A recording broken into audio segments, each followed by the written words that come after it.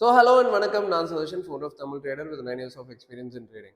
இப்போ நம்ம வந்து ஆப்ஷன்ஸ் மாஸ்டர் கிளாஸ் பார்த்துட்டு இருக்கோம்.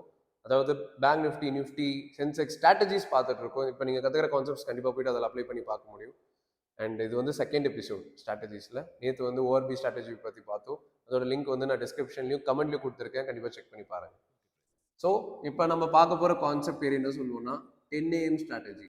ஸோ இந்த ஸ்ட்ராட்டஜி வந்து உங்களுக்கு பேர் பார்த்தாலே புரியும். 10 மணி பேஸ் பண்ணி ஒரு என்ட்ரி எடுக்கிற கான்செப்ட் இது. நான் சொன்ன மாதிரி இப்போ ஒரு நேற்று, இன்னைக்கு, நாளைக்கு இந்த 3 செஷனுமே வந்து டைம் பேஸ் பண்ண ஸ்ட்ராட்டஜிஸ் ஃபர்ஸ்ட்டு நம்ம டிஸ்கஸ் பண்ணிட்டு இருக்கோம். ஏன்னா நிறைய பேருக்கு இது பிடிக்குன்றதுனால இது வந்து நம்ம டீச் பண்ணிட்டு இருக்கோம். ஸோ 10 AM ஸ்ட்ராட்டஜி என்ன சொல்ல வருதுன்னா 10 மணி வரைக்கும் நான் மார்க்கெட்டில் எதுவுமே பண்ணலை.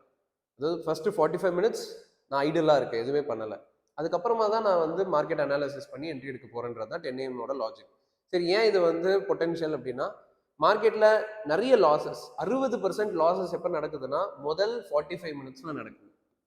ஃபர்ஸ்ட் 45 minutesலயே மார்க்கெட்ல அன்னைக்கு நடக்கிற லாசஸ்ல 60% ஆஃப் த லாசஸ் வந்து ரெக்கார்ட் ஆகுது. ஸோ அப்போ அந்த டைமை நம்ம வந்து தள்ளிட்டு அடுத்து 10 மணிக்கு போனால் என்ன நடக்கும்ன்றது தான் இந்த கான்செப்ட். அதுக்குன்ட்டு மார்னிங் ட்ரேட் பண்ணக்கூடாதுன்னு கிடையாது. ஒரு இண்டிவிஜுவல் டைப் ஆஃப் ட்ரேடிங் பொறுத்து அது மாறுன்றதை நீங்கள் புரிஞ்சுக்கணும். இந்த டைப் வந்து உருவானது இந்த ரீசனுக்காக.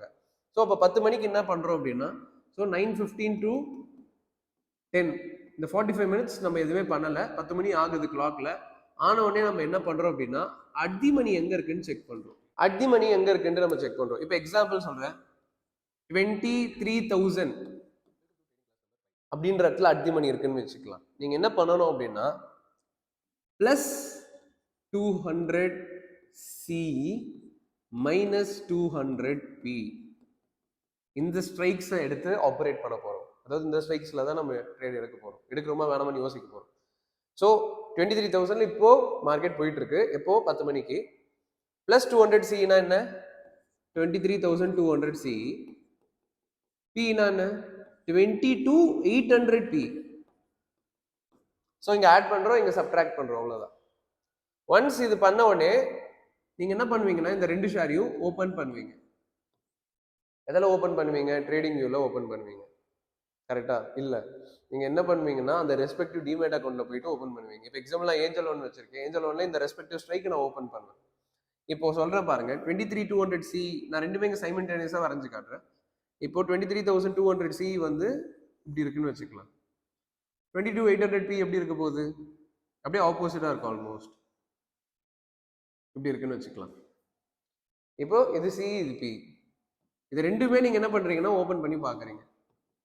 உங்களோட ஒர்க் என்ன அப்படின்னா ரொம்ப சிம்பிள். ரெண்டுத்தோட ஹையஸ்ட் பாயிண்டா மார்க் பண்ணணும். ரெண்டுத்தோட ஹையஸ்ட் பாயிண்டா மார்க் பண்ணணும். லோயஸ்ட் கிடையாது, ஹையஸ்ட் மட்டும்தான். இப்போ லெட்ஸே இது வந்து ஹையஸ்ட் பாயிண்ட் வந்து நிஃப்டியில் 75 rupeesல இருக்குன்னு வச்சுக்கலாம். இது வந்து பார்த்தீங்கன்னா ஒரு 80 rupeesல இருக்குன்னு வச்சுக்கலாம்.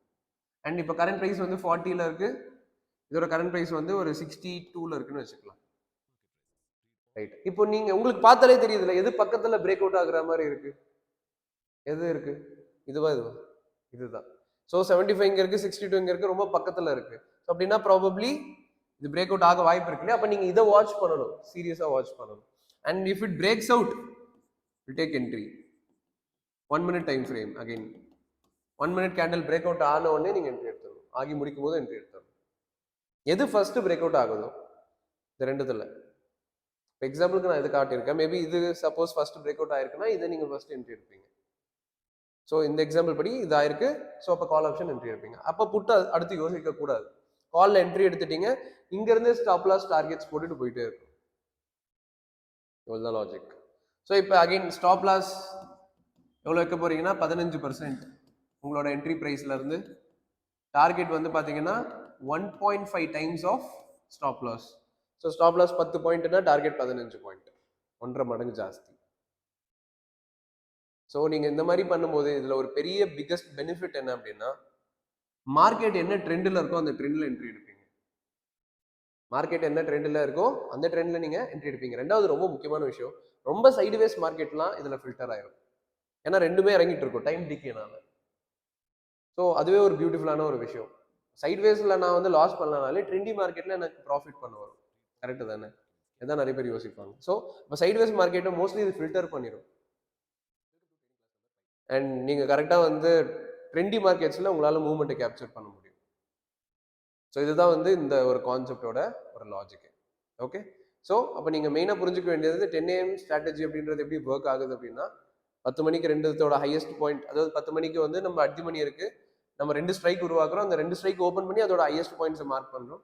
இதெல்லாம் நீங்கள் 9:55 10 பண்ணி வச்சிடலாம் அப்ராக்சிமேட்டாக. ஸோ 10 மணிக்கு ரெண்டுத்தோட ஹையஸ்ட் பாயிண்ட் உங்ககிட்ட இருக்கும்போது எது ஃபர்ஸ்ட் பிரேக் அவுட் ஆகுதுன்னு பார்த்து அதை நீங்கள் என்ட்ரி எடுப்பீங்க. இதுக்கு நம்ம யூஸ் பண்ண time frame 1 minute and stop loss targets ரெண்டுமே உங்களுக்கு வந்து இந்த இடத்துல கொடுத்தாச்சு. ஸோ அதுக்கேற்ற மாதிரி நீங்கள் வந்து டிசைட் பண்ணுவீங்க எங்கே வைக்கணும்ன்ட்டு. அண்ட் இங்கே ரொம்ப முக்கியம் இந்த ஸ்டாப் லாஸ் டார்கெட்ஸ் கரெக்டாக போடுறது. அவ்வளோதான்.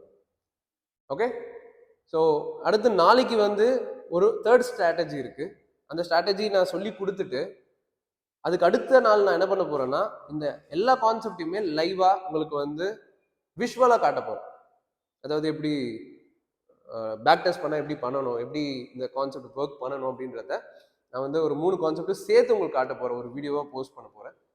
ஸோ மறக்காம அதையும் நீங்க வந்து பாத்தீங்கன்னா இன்னும் உங்களுக்கு வந்து விஷுவலா நீங்க தெரிஞ்சுப்பீங்க. எனிவேஸ் இதை நீங்க கண்டிப்பா ட்ரை பண்ணி பாருங்க. ரொம்ப பியூட்டிஃபுல்லான ஒரு கான்செப்ட், ரொம்ப ஈஸியான கான்செப்ட், உங்களுக்கு ஈஸியாக அது புரியும் அப்படின்றதுல டவுட்டே இல்லை.